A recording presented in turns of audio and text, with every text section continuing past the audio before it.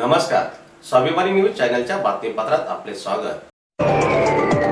धुळ्यातील भीमनगरात भीम जयंती मोठ्या जल्लोषात करण्यात आली साजरा।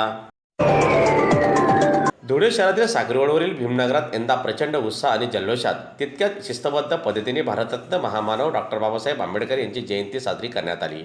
माजी नगरसेवक जितेंद्र शिरसाट यांच्या मार्गदर्शनात भव्य असा आनंद सोहळा रात्री संपन्न झाला। अवघी तरुणी यात नाचत गात सहभाग झाली होती।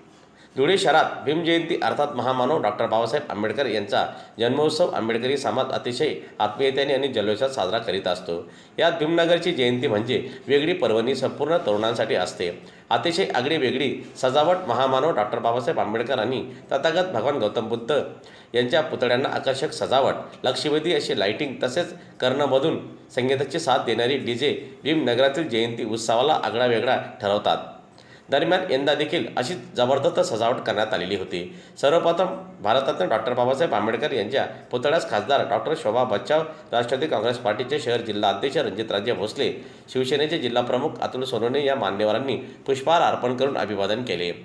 तसेच धुळे शहराचे आमदार अनुप अग्रवाल यांनी देखील भाजप नेते रमण गवडी, बिकन वराडे यांच्यासह भीमनगरातील बाबासाहेबांच्या पुतळ्याला अभिवादन केलं।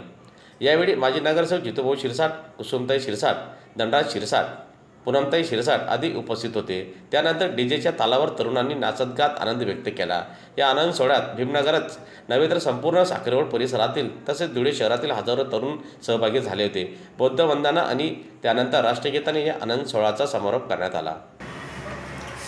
भीमनगर साखरेवाड धुळे इथं भीम जयंती 2025 14 एप्रिल रोजी मोठ्या उत्सवाने साजरी केली। यात महिलांचा सुद्धा 10 एप्रिल या 11 एप्रिल आपण महिलांचाही सुद्धा कार्यक्रम ठेवण्यात आला होता दोन दिवशी 10 आणि 11 एप्रिल रोजी।